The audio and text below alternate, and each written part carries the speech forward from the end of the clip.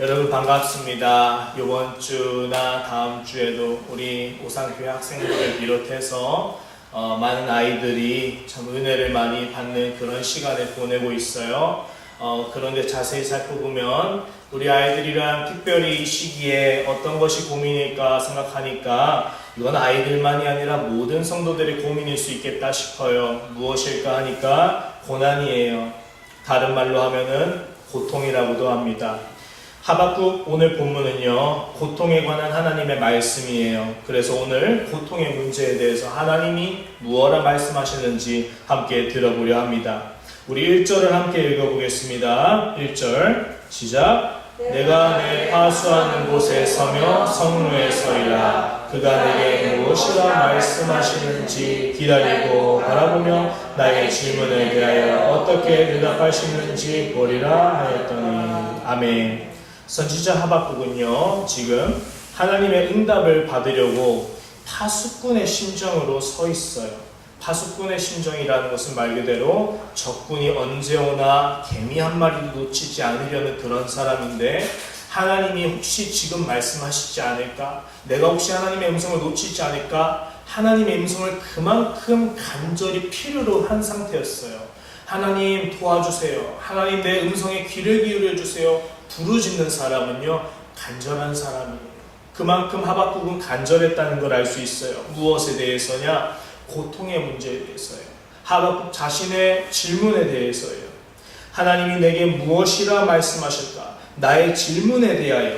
하박국의 질문이 무엇일까 하니까 1장 2절에서 4절이에요. 자, 1장 2절에서 4절 함께 읽어보겠습니다. 여호와여, 내가 부르짖어도 주께서 듣지 아니하시니 어느 때까지리이까? 내가 강포로 말미암아 외쳐도 주께서 구원하지 아니하시나이다. 어찌하여 내게 죄악을 보게 하시며 패역을 눈으로 보게 하시나이까? 겁탈과 강포가 내 앞에 있고 변론과 분쟁이 일어났나이다. 이러므로 율법이 해이하고 정의가 전혀 시행되지 못하오니 이는 악인이 의인을 애워쌌으므로 정의가 굳게 행하여 지민이이다. 아멘. 이 당시는 하나님을 신실하게 믿는 의인들이라고 하는 사람들, 하나님의 백성이라고 하는 사람들이 아무 이유도 없이 악인들에게 고통을 받고 있을 때였어요. 하나님을 안 믿는 사람이 더 번성하고 잘 사는 시대였고, 하나님을 믿는 사람은 믿음을 지키는 이유만으로 박해받고 이용당하고 약탈당하고 겁탈당하고 강포에 의해 눌려지는 그런 철저히 불행한 시대였어요. 하박국은 그래서 하나님께 왜 악인은 흥하고 있고 의인은 망하고 있는지, 그리고 어찌하여 사랑의 하나님이 우리를 사랑하신다고 하면서 의인에게 고통을 지금 허락하고 계시는지 강하게 항변할 수밖에 없었어요. 그래서 하박국은 이어서 13, 17절에서 하나님께 따지듯이 물었던 거예요. 13절, 17절 1장입니다. 13절 읽어보겠습니다. 시작. 주께서는 눈이 정결하심으로 악을 참아보지 못하시며 패역을 참아보지 못하시거늘 어찌하여 거짓된 자들을 방관하시며 악인이 자기보다 의로운 사람을 삼키는데도 잠잠하시나이까? 17절 읽겠습니다. 시작. 그가 그물을 떨고는 계속하여 여러 나라를 무자비하게 멸망시키는 것이 옳으니까. 아멘. 여기 17절에 멸망시키는 것이라는 단어는 이 문맥에서는 더 악한 사람이 와서 의인을 괴롭히는 악인을 멸망시키는데 하나님이 쓰시는 도구로서 문제는 무엇이냐? 악인만 멸망시키시는 것이 아니라 악인과 함께 의인을 합하여서 함께 그 고난의 잔을 마시게 한다라는 거예요. 그래서 이스라엘을 하나님이 심판하실 때 이스라엘을 심판하시는 이유는 이스라엘에 있는 악인들 때문이었는데, 하나님은 악인들만 심판하는 게 아니라 이스라엘 나라 전체를 심판하셨던 거예요.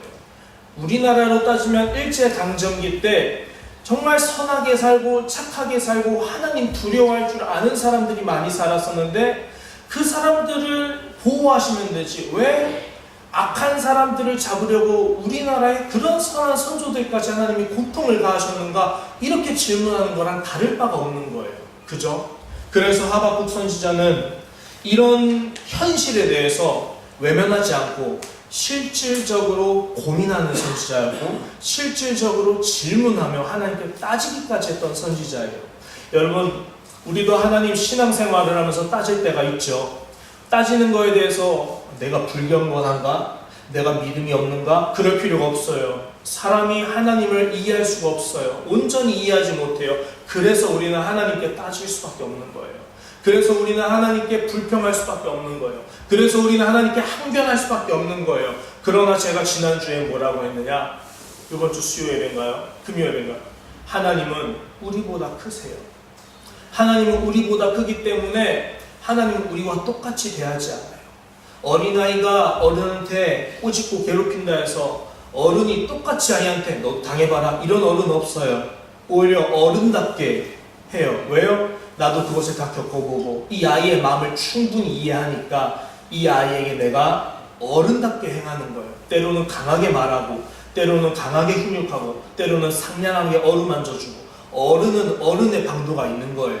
어린이는 그것을 나중에 깨달아요. 그리고 나중에 어른이 되면 나도 이렇게 본받은 대로 행해야지. 그걸 좋은 기억으로 갖고 있게 돼요. 우리가 하나님께 따지듯이 묻고 하나님께 원망하기도 하고 하나님께 모든 거에 대해서 하나님 왜 이러세요? 질문을 하는 거 마음껏 하세요. 하나님 여러분을 절대 멸시하지 않으세요. 그것 자체로 우리는 그런 질문을 하고 하나님께 항변하듯이 따지는 것 자체가 하나님을 조금씩 알아가는 과정이에요. 여러분, 그렇게 하박국은 하나님께 실질적인 질문을 했던 거예요. 하나님, 악인들 때문에 심판을 받는 거면 악인들만 골라서 때리시면 되지. 왜 하나님을 성실하게 섬기는 의인들까지도 함께 이 고난의 잔을 마셔야만 합니까?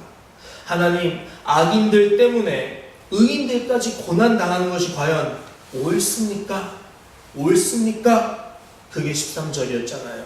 악인이 자기보다 의로운 사람을 삼키는데도 잠잠하니까 17절 여러 나라를 무자비하게 멸망시키는 것이 이 일이 과연 옳습니까? 여러분, 하박국의 이 외침이 오늘날 우리에게 주지시키는 질문은 무엇일까 하니까 이거예요. 하나님은 왜 주의 백성에게 고난을 허락하시는가? 저 사람은 예수님을 믿는데 왜 부유하지 못한가? 왜 이 사람은 예수님을 믿는데 왜 집안에 이런 일이 닥쳤는가? 나는 하나님을 믿는 사람인데 왜 나는 지금 이렇게 힘겨운 싸움을 하고 살아가는가? 하나님 정말 계신가? 하나님 정말 살아계십니까? 하나님 계신다면 왜 나에게 이러십니까? 우리가 묻는 질문을 이 당시에 하박국도 똑같이 하나님께 따지듯이 물을 수밖에 없었어요. 그런데 하박국 고통을 노래하다라는 책이 있어요. 이게 하박국 주석서 중에 하나인데 해석서죠.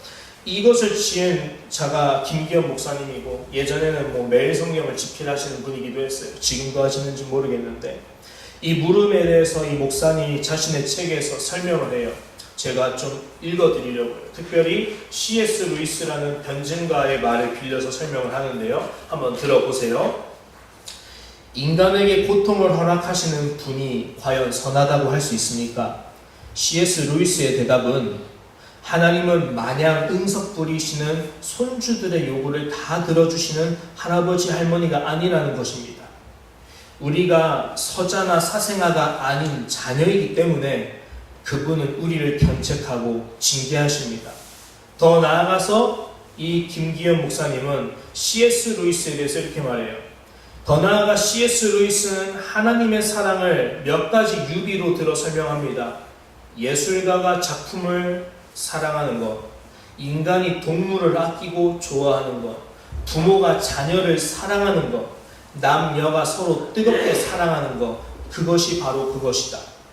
이 모든 사랑에는 예외 없이 공통점이 하나 있는데 바로 상대의 결점과 상대의 약한 부분을 가볍게 결코 넘기지 않는다는 것이다. 예컨대 작가는 자신의 작품의 완성도를 높이기 위해 수차례 고치기를 마다치 않는다. 강아지의 주인은 전제 군주일 정도로 강아지를 치장하고 돌본다. 그러면서도 대소변 훈련은 엄격하게 시킨다. 부모님은 아들과 딸이 더 반듯하고 훌륭해지기를 소망하면서 교육하는 것과 훈육하는 것에 열심을 낸다. 서로 사랑하는 연인이라면 서로 마음에 들지 않는 부분이 있을 때 그거에 대해 이러쿵저러쿵 잔소리를 할 수밖에 없을 것이다. 아무튼 사랑은 어떤 형태로든 변화를 요구한다. 고쳐야 할 것, 조금 모자라고 부족한 것을 지적한다. 이렇듯 인간에게 고통을 주면서까지 개선을 요구하는 것은 철저히 기독교의 하나님과 부합된다. 여러분, 그렇죠? 그런데 이것은 고통에 대해서 어느 정도 공감을 한 후에 받아들여지기 쉬운 말이기도 해요.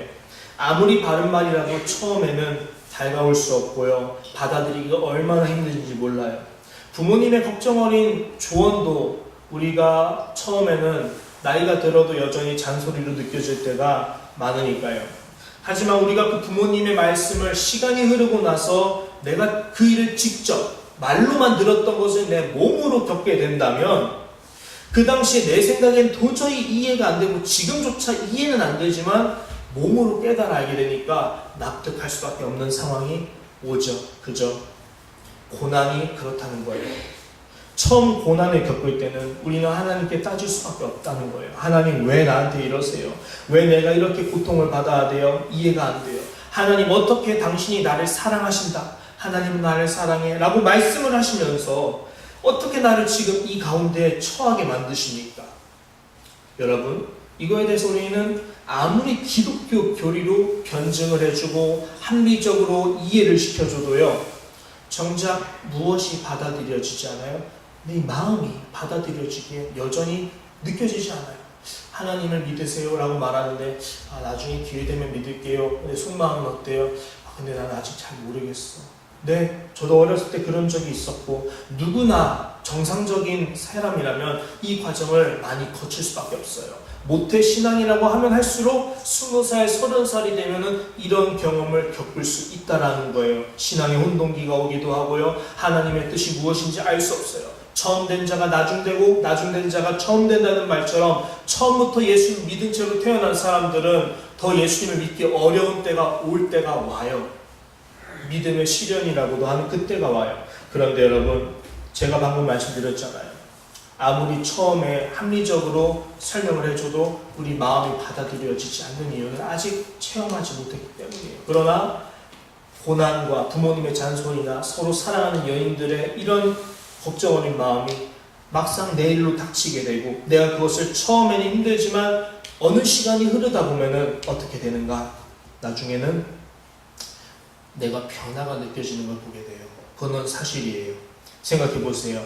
우리가 지난날 고난을 통과했을 때를 떠올려 보세요.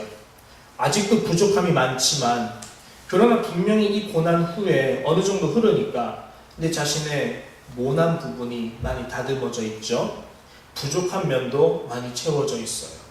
예전에는 뭔가 성격이 좀 많이 소극적인데 이걸 좀 담대하게 맞아들이니까 내가 어느새 담대한 사람으로 많이 성장해 있기도 하고, 내가 예전에는 앞뒤 안 가리고 딱 먼저 강하게 말하는 스타일인데 내가 여러 가지 이런 시행착오를 겪으니까 사람이 강한 것만이 다가 아니구나, 강하면 부러지기 마련이구나, 좀 온유해야겠다, 부드러워하겠다, 남의 입장에서 충분히 생각해야겠다, 뭐가 생겨요? 지혜가 생기고 지식이 생기고 마음의 용량이 많이 커진다 이거예요. 근데 이것들이 무엇을 통해서? 시행착오를 통해서 사람이 성장한다는 거잖아요.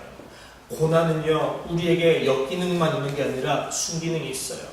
이 바닷물이 더러워졌을 때 바닷물을 적조를 해결하려면 반드시 태풍이 와야지 이걸 해결할 수밖에 없는 것처럼 사람의 어떤 기술로도 바다 태평양을 변화시킬 수 없지만 커다란 태풍을 하나님이 보내셔야만 이 세계 이 바다의 해류가 정상화가 되는 것처럼 우리 사람도 우리의 모난 부분과 하나님이 나를 향한 크신 뜻을 이루는 사람으로 빚어가기 위해서는 하나님 우리를 연단시킬 수밖에 없어요. 그것이 첫 번째 우리가 고난을 겪을 수밖에 없는 이유라는 거예요. 여러분, 그런데 오늘 말씀에서도 하나님은 그렇게 응답하시는데 저는 특별히 무엇이 떠오르느냐, 이번 주에 요셉에 대해서 많이 떠오르더라고요. 금요일에서도 말씀드렸는데 오늘 한 번 더 간단하게만 말씀드릴게요. 하나님이 요셉에게 무엇으로 시작하셨다고 했느냐? 꿈으로 시작했어요. 그 꿈의 내용이 뭐냐? 너는 모든 사람이 너에게 경배하는 사람이 될 거야. 너는 온 세상을 구원하는 사람이 될 거야. 그것이 하나님이 요셉에게 주신 꿈의 내용이었어요. 17살 때 전해 받은 거예요. 근데 이 꿈이 아주 크고 아주 위대한 꿈인데 요셉이 어떻게 됐어요? 한순간에 형들에게, 혈육에게 팔려서 아버지와 생이별하고, 아버지는 아들이 죽은 줄로만 알고 슬피 꺼꺼 울고 있고, 형들은 아싸 요셉 죽었다, 죽은 척했다, 아 좋다, 이제 우리한테 까부는 게 없구나, 너무 신나했고, 요셉은 종으로 팔려갔잖아요. 하나님 왜 요셉에게 이런 고난을 허락하실까? 전 진짜 많이 물었거든요. 창세기를 한 100번 넘게 봤어도 항상 이 부분에서 속으로 솔직히 하나님, 제가 요셉이라면 정말 억울할 것 같아요. 그냥 좀 온실속 화초처럼 좀 살살 다루시지 왜 이렇게 하셨어요? 근데요, 요셉의 인생의 후반에 요셉이 이루는 일들, 요셉이 행하는 일들을 보니까 이 연단을 받은 사람만이 할 수 있는 영광의 잔을 요셉이 하고 있다라는 거예요. 요셉이 이 모든 연단, 그 극심하고 그 사람이 감히 경험하기 힘든 그런 초유의 사태를 겪은 다음에 요셉이 나중에 드디어 총리 대신이 됐거든요. 연단이 다 끝나고 하나님이 그 가운데 요셉을 홀로 두시지 않고 함께 하셔서 도와주셔서 요셉이 총리가 됐거든요. 총리가 되고 난 다음에 요셉이 형들을 만났는데 가장 처음 한 것이 뭐예요? 형들을 안아준 게 아니라 꿈을 떠올린 거예요. 17살 때 꾸었던 꿈을 떠올린 거예요. 아, 그 꿈이 이 꿈이었구나. 그리고 뭐예요? 그 꿈을 이제 실현할 때구나. 그것을 실현하도록 형들을 따로 부르기 시작한 거예요. 요셉도 하나님처럼 말로만 한 것이 아니라 행동을 할 수 있는 사람이 된 것이죠. 여러분, 하나님은 우리에게 모두 소원이 있어요. 꿈이 있어요. 여러분 모든 사람이 남녀노소 가리지 않고 다 하나님의 걸작품 같은 사람이에요. 근데 이 꿈은, 하나님이 나에게 두고 계신 이 소원은 내가 준비되지 않으면 이룰 수가 없어요. 하나님은 모든 사람에게 다 꿈을 주세요. 요셉에게만 꿈을 준 게 아니에요. 형들에게도 하나님은 다 사랑하셨고, 그래서 요셉이 아니라 유다가 이스라엘의 대장이 되었고, 예수 그리스도는 요셉이 아니라 유다로부터 나왔다라는 거예요. 하나님은 모든 12명의 요셉의 형제들에게 다 사랑해 주셨고, 다 소원 있고 비전 있고 꿈이 있어요. 그래서 야곱은 죽을 때 요셉만이 아니라 모든 형제들을 축복해 주고 미래를 예언해 주었어요. 하나님은 모든 형제들에게 다 관심이 있다라는 증거예요. 근데 문제는 뭐냐? 그 하나님의 연단을 훌륭하게 이행하고 하나님이 나를 지켜주신다는 사실을 믿고 이 고난에서 의미를 찾아 나선 사람은 요셉밖에 없었다는 거예요. 형 르우벤은 아버지의 첩과 동심에서 죄악을 저질러서 자신의 장자권을 요셉에게 넘길 수밖에 없었어요. 요셉과 유다에게 넘길 수밖에 없었어요. 유다는 자기의 며느리 다말과 간음을 해서 그런 치명적인 오류를 남아서 정말 아버지로부터, 하나님으로부터 그런 벌을 받을 수밖에 없는 사람이 되었어요. 그런데 그런 모든 형제들이 연약함에도 불구하고 다만 요셉만은 내가 고난을 당해도 내가 하나님 앞에서 죄를 짓지 못하겠다. 내가 사람이 말이야 힘들면 어느 정도 용인할 수 있지. 아, 나도 좀 편하게 살아야겠다. 이럴 수 있는데도 보디발의 아내가 자신에게 찾아와, 요셉 먼 타국에서 힘들지, 내가 너의 힘이 돼줄게. 오늘 나랑 한번 모히또 한잔하고 함께 우리 집으로 온 게 어때? 유혹을 해도 요셉은 그 가운데서 오히려 겉옷을 뿌리치고, 하나님이 나를 보고 계신데 어찌 내가 당신에게 죄를 짓습니까? 나는 하나님께 죄를 지을 수 없습니다. 여러분, 하나님을 원망할 수 있는 사람인데 요셉은 하나님을 원망하는 게 아니라 오히려 어땠어요? 하나님 앞에서 경건했다라는 거예요. 하나님 앞에서 자신을 지켰다라는 거예요. 하나님 앞에서 내게 주신 이 믿음의 꿈을 지키기 위해 노력했다라는 거예요. 이게 요셉이 위대한 이유예요. 이게 요셉이 하나님이 주신 비전을 이룰 수 있게 된 이유라는 거예요. 뭐예요? 하나님은 우리에게 꿈을 주시고 우리는 그 꿈을 이루기 위해서 그에 맞는 그릇으로 빚어져 가야 되는데, 그 빚는 과정이 무엇입니까? 연단입니다. 고난입니다. 그래서 이 고난은 처음엔 하나님 어찌하여라고 시작하지만 나중엔 하나님, 내가 외양간에 송아지가 없고 내가 포도나무에 과실이 없어도 나는 여호와로 말미암아 찬양합니다라고 하박국의 결론이 그렇게 맞출 수 있는 겁니다. 여러분, 로마서 5장 3절 4절을 읽어보면 이렇게 되어 있어요. 읽어드릴게요.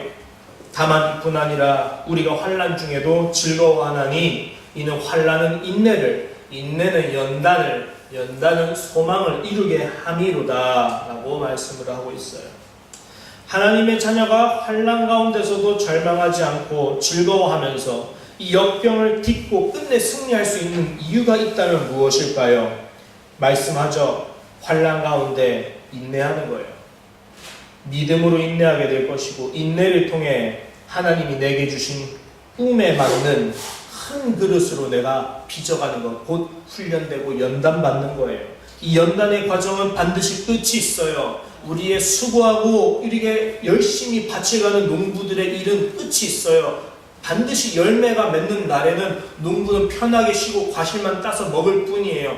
우리의 지금 수고하고 짐지고 있고 십자가를 지는 이것에는 반드시 끝이 있어요. 최종적으로는 하나님의 영원한 나라에 들어가는 것이지만, 이 땅에 살 때에는 우리가 하나님께서 그때그때마다 주시는 사인들이 있어요. 이번엔 이걸 해야겠다. 나는 너를 이 길로 인도해야겠다. 하나님, 저를 왜 이렇게 인도하십니까? 답이 없네요. 하지만 하나님의 길이에요. 하나님의 뜻이 거기 있어요. 그래서 우리는 그 길에서 맨 처음에 원망할 수 있고, 많이 극심하고 많이 이렇게 좌절하고 우울할 수 있지만, 정신을 차리고 하나님의 음성을 듣고자 기도의 자리로 나아가야 돼요. 그리고 그 길을 걷게 할 수 있는 힘을 달라고, 하나님 나와 함께 해달라고, 하나님 나와 함께 하셔서 내 손에, 당신의 손을 덧대어서 형통하게 해달라고, 내 손이 닿는 것마다 다 잘 풀리는 형통의 일이 일어나게 해달라고 부르짖어 기도해야 돼요. 그래서 우리가 그런 힘든 가운데서도 우리는 끝내 이 연단의 과정이 다 끝나고 나면 하나님 우리를 어떻게 만드세요? 걸작품으로 만드시는 거예요. 하나님이 우리에게 소원을 두셔서 행하시는 목적이 있어요. 우리는 하나님의 걸작품이기 때문이에요. 하나님이 우리를 지으신 것이고, 하나님이 우리를 부르셨는데, 우리를 지으시고 부르신 것은 세상에 그냥 돌아다니는 돌멩이처럼 지으신 게 아니에요. 우리는 돌멩이랑 다른 존재로 지으심 받았어요. 우리는 세상에 유일무이한 존재로 지으심 받았어요. 시편은 말해요. 우리를 하나님보다 조금 못하게 하셨다. 여러분, 우리는 하나님보다 조금 못한 사람일 뿐이에요. 엄청난 칭찬이에요. 우리는 모두가 하나님의 걸작품이라는 거예요. 하나님의 우리를 향한 소원은 뭡니까? 우리가 하나님의 향기로운 향기를 담는 그릇으로서 이 세상의 향기를 퍼뜨릴 수 있는 세상의 향기로, 세상의 향수로, 세상의 명품으로 살아가는 게 하나님의 우리를 향한 크신 계획이에요. 하나님, 저는 평범한 사람인데요, 하나님의 계획은 CEO가 되는 게 아니에요. 하나님의 계획은 대통령이 되는 게 아니에요. 하나님은 우리가 하나님과 동행하고 하나님과 기뻐하고 이 세상의 모든 것을 누리는 그런 하나님의 큰 사람으로 사용받기를 원하세요. 요셉은 총리가 되었지만 사도 바울은 죄인 중에 괴수로서 늘 전전긍긍하며 떠돌이로 나그네 삶을 살았어요. 그런데 우리가 볼 때 이 성경에서 가장 위대한 하나님의 사람 하면은 누굴 뽑을 수 있어요? 많은 사람 다 뽑을 수 있지만 바울도 그 중에 하나예요. 가진 거 하나 없고 나그네밖에 안 되고, 이 사람의 직업은 이건 천막장사 하면서 동시에 전도자인데 목사님으로 인정받지도 못하고, 어떤 교회에서는 넌 사도가 아니야 배척받기도 하고 이단 논쟁에도 흐트러지기도 하고, 그런 연약한 존재인데 대머리예요. 근데도 사도 바울은 사람들이 볼 때 못난 외모와 못난 자격이지만 우리 모두가 사도 바울을 칭송해요. 왜요? 이 사람은 하나님의 사람이다. 하나님의 사람은 다르다. 여러분, 그래서 우리는 사도 바울처럼 살고 싶어요 라는 고백이 부끄럽지 않은 거예요. 예수님처럼 살고 싶어요, 부끄럽지 않은 거예요. 가진 게 없이 자식들에게 원망받으면서 그 모진 고문당했던 주기철 목사님을 본받고 싶어요. 이게 우리에겐 세상에서 가장 큰 비전이 될 수 있는 거예요. 돈이 많은 부자가 되는 게 다가 아니라 우리는 돈을 버려서도 하나님을 따를 수 있는 하나님의 사람으로 사는 것, 그것은 세상에서 가장 값진 일일 거예요. 하나님은 우리를 그런 사람으로 빚기 위해서 지금 이 인내 과정을 겪게 하시고 계신다는 사실을 우리가 꼭 믿고 서로를 축복하길 원해요. 우리 모두 하나님의 걸작품입니다. 하나만 더 보려고 합니다. 고난에 대해서 하나님이 뭐라 하시는가? 4절이 정말 중요하거든요. 2장 4절 우리 누가 큰 소리로 읽어주시겠습니까? 보라, 그의 마음은 교만하며 그 속에서 정직하지 못하나 의인은 그의 믿음으로 말미암아 살리라. 아멘. 하박국의 중심 구절이라고 할 수 있죠. 의인은 믿음으로 말미암아 살리라. 아멘. 히브리서 10장에서도 있어요. 여러분, 고난이 주는 고통에 대해 우리가 바로 알아야 되고 오해하지 말아야 되는 게 있어요. 고통은 하나님의 뜻이 아니에요. 오해하지 마세요. 하나님께서 주셨는데 왜 하나님의 뜻이 아니라 이런 거예요. 고통이 하나님의 뜻 자체가 아니라 고통 속에 하나님의 뜻이 있다는 사실을 아셔야 돼요. 다시 말씀드릴게요. 하나님은 우리에게 고통 자체를 뜻으로 주신 것이 아니라 이 고통 후에 우리가 빚어날 우리의 모습을 하나님 목적으로 삼고 계시다는 사실이에요. 다시 요셉의 이야기를 한번 들어볼까요? 하나님이 요셉에게 고난을 주신 것은 요셉이 고통스러워하는 것을 보고 싶어 하셔서 그러셨을까요? 아니면 고통 속에서 하나님이 매 순간 도우시는 손길을 주실 것이고, 그래서 하나님이 살아계시고 하나님이 나와 함께 하시기 때문에 내가 반드시 승리할 것이다 라는 것을 요셉이 믿고 연단을 이겨내기를 원하셨을까요? 이반 올마이티라는 영화가 있어요. 노아의 방주를 모티브로 해서 우리 학생부도 분명 봤을 거예요. 이 영화에서 하나님의 역할을 맡은 사람이 남편에게 불안함을 느끼고 있는 아내에게 찾아와서 고민을 들어주며 이렇게 상담을 해줘요. 누가 인내를 달라고 하면 하나님은 그에게 인내심을 주실까요? 아니면 인내를 발휘할 기회를 주시려 할까요? 만일 당신이 용기를 달라고 기도하면 하나님은 용기를 주실까요? 아니면 용기를 발휘할 기회를 주실까요? 만일 누군가 가족이 가까워지게 해달라고 기도하면 하나님이 뿅 하고 묘한 감정이 느껴지도록 하실까요? 아니면 서로 더 뜨겁게 사랑할 수 있는 기회를 마련해 주실까요? 이를 두고 자기계발서의 아버지라 불리는 데일 카네기는 이렇게 조언을 해요. 누구나 좋은 기회를 만나지 않은 사람은 없다. 다만 잡지 못했을 뿐이다. 하나님은 우리에게 먼 훗날 그 꿈이 이루어지는 순간이 이르기까지 우리를 인도하세요. 우리에게 꿈을 주신 것은 그 꿈이 이루어지는 순간이 있기 때문이에요. 근데 그것은 순간이에요.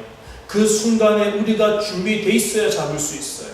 요셉이 하나님께 그런 꿈을 받아도, 요셉이 하나님께 종으로 인도를 부르심을 받아도 요셉이 그곳에서 하나님이 두려워할 줄 모르고 간음하고 불성실하고 약탈하고 회계장부 고쳐서 자기 맘대로 쓰고 불법을 행했다면 설령 그렇게 해서 겉모술수로 나라의 높은 요직을 차지할 수 있을지도 몰라도 운이 좋아서, 그러나 형들을 만나는 그 순간 꿈을 떠올리지 않았을 거예요. 꿈을 다 잊어버릴 거예요. 왜? 하나님을 버렸으니까. 하나님이 주신 꿈은 이제 나에겐 의미가 없으니까 생각할 필요가 없어요. 하나님께서는 우리에게 꿈을 심기시고 그 꿈이 이루어질 날이 반드시 오게 만드실 거예요. 하나님은 실수가 없으세요. 하나님은 전능하세요. 하나님은 전능하시기 때문에 반드시 우리를 그 꿈이 이루어지는 순간으로 이르게 하실 거예요. 그때 여러분 준비되셔야 돼요. 그때를 위해서, 그 한순간을 위해서 평생을 준비하는 사람이 되어야 된다고 모든 하나님의 사람들이 우리에게 강력하게 외치고 있는 부르심에 응해야 돼요. 우리는 그 꿈에 크게 걸맞는 그릇이 되기 위해 지금 연단받고 있어요. 이 연단은 힘들어요. 하지만 이 땀을 흘리는 수고는 반드시 달콤한 열매로 우리에게 보답해 줄 거예요. 여러분, 이제 말씀을 조금 정리하려고 합니다. 요셉이 이렇게 하나님께서 주신 고난을 원망하는 것이 아니라 의미 있는 시험으로 받아들이고 최선을 다해서, 고난 속에서 요셉이는 하나님을 신뢰했고 그분 앞에서 정직하게 살려고 노력했기 때문에 하나님은 그래서 요셉과 함께 하신 거고, 하나님은 그래서 요셉이 하는 것마다 잘 풀리게 하셨던 거죠. 형통하게 하신 거죠. 우리가 고난을 받으면서도 이 고난이 무겁지 않게 느껴지는 방법이 있다면 하나님과 관계를 잘 해야 되는 거예요. 고난을 똑같이 받아도 고난을 그냥 의미 없게 지내는 사람은 고난이 힘들기만 해요. 군대가 대표적인 예죠.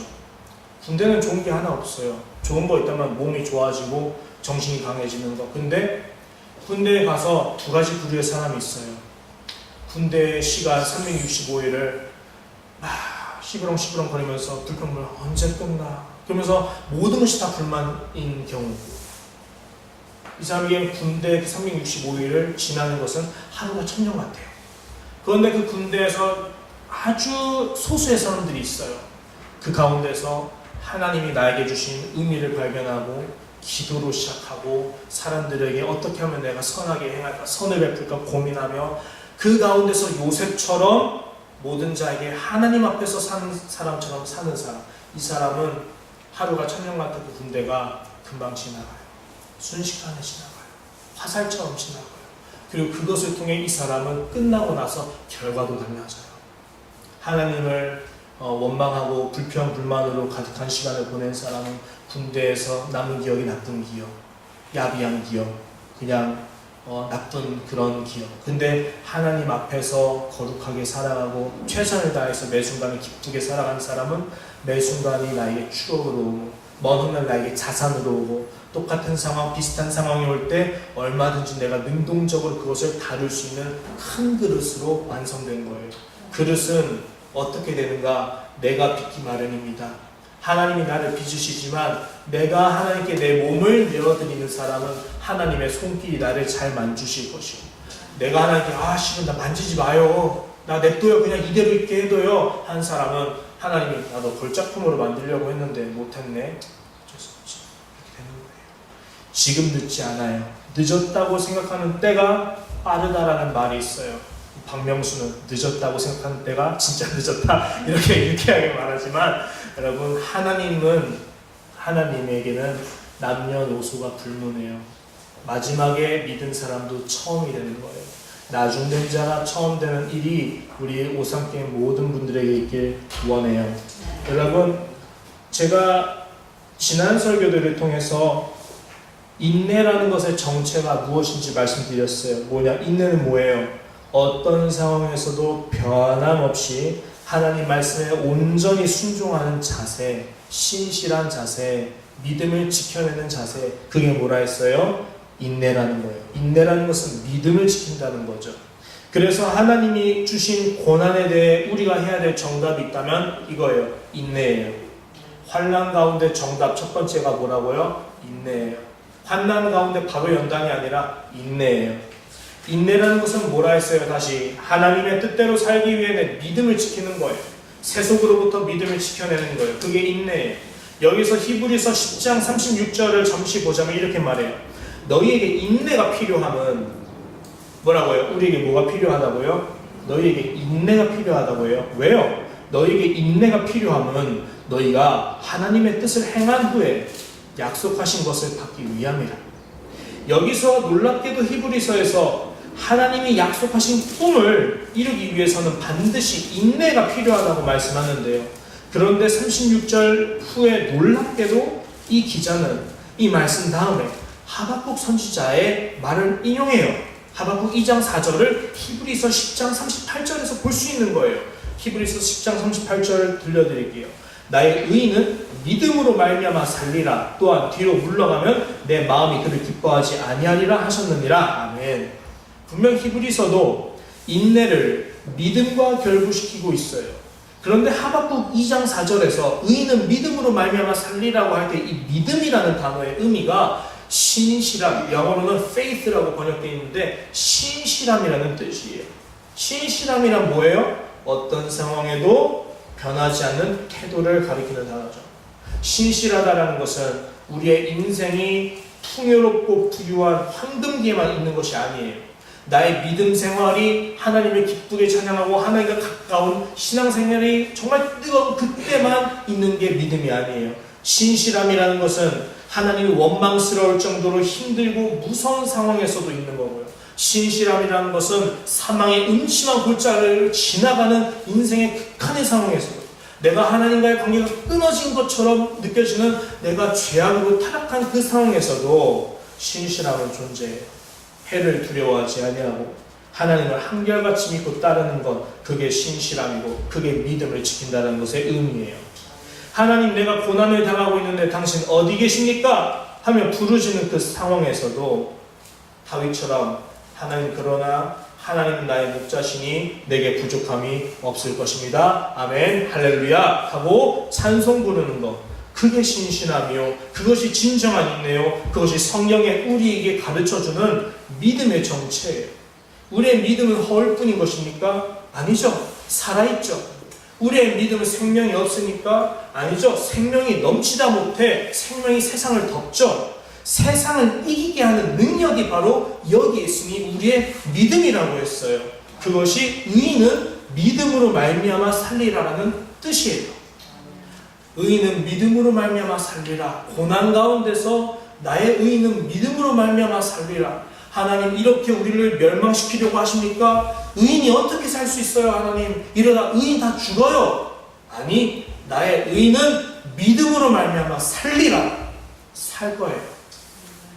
하늘이 무너지는 순간에도 요셉은 살았어요. 다니엘과 세 친구들은 풀무불에서도 살았어요.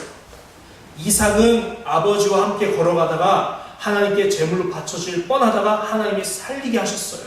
아브라함은 자기 아들이 죽은 줄로만 알았는데 다시 그럼에도 불구하고 살리시는 하나님의 부활케 하시는 은혜를 믿고 의지함으로 아들을 바쳤다고 했어요. 하나님 이삭을 죽게 하지 아니하셨어요. 그리고 무엇보다 우리의 주님 예수님도 그 고난을 알면서도 받으셨지만 사셨어요. 하나님은 살아있는 사람의 하나님이에요. 하나님은 죽은 자의 하나님이 아니요 살아있는 자의 하나님이라고 하셨어요. 하나님 안에서는 모든 자가 살았기 때문이에요. 여러분, 어떤 연단이 와도 해를 두려워하지 마세요. 강하고 담대하세요. 두려워하지 말고 놀라지 마세요. 하나님이 우리와 함께 하세요. 하나님은 우리와 함께 하시기 때문에 하나님은 우리의 손에 힘을 주셔서 형통하게 하실 거예요. 두려워하지 마세요. 강하고 담대하세요. 힘들면 힘들수록 기도하세요. 하나님 제발 도와주세요. 하나님을 붙잡으세요. 그리고 하나님을 마지막에 찬양하세요. 하나님 나와 함께 하시니 내가 반드시 이길 것입니다. 세상을 이길 것입니다. 그것이 나의 믿음입니다. 여러분, 결론입니다. 환난은 인내는 연단을 소망을 이루는 줄을 아미로다라고 말씀했는데요. 고난 가운데서 하나님은 반드시 믿음으로 사는 하나님의 사람, 믿음을 지키는 하나님의 사람을 고난 가운데 끄집어내셔서 빛나는 사람으로 사용하실 거예요.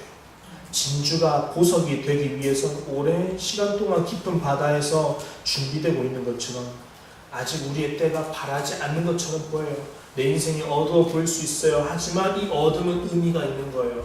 우리는 하나님의 날개 그늘 아래 있기 때문에 잠시 그림자가 드리워진 것 같지만 반드시 이 구름은 지나갈 것이고 반드시 우리는 하나님께서 빛을 비춰주시는 세상의 빛과 소금으로 살아가게 될 거예요. 요한일서 5장 4절을 읽어드리려고 해요. 무릇 하나님께로 난 자마다 세상을 이기느니라. 세상을 이기는 승리니 이것이니 우리의 믿음이니라. 지금 여러분이 어떤 고난의 상황에 처하시든지 간에 하나님이 나를 향해 선하신 계획이 있다는 것을 믿으시길 바라요. 그것을 믿는 믿음으로 신실하게 사시길 바라요. 하나님 앞에서 요셉처럼 신실하게 사시길 바라요. 믿음의 경주를 하시기 바라요. 죄와 싸우기를 피 흘리기까지 싸우시길 바라요. 그렇게 최선을 다해 싸우시면서 마지막 승리의 면류관을 얻으시는 우리 오상교회가 되길 바랍니다.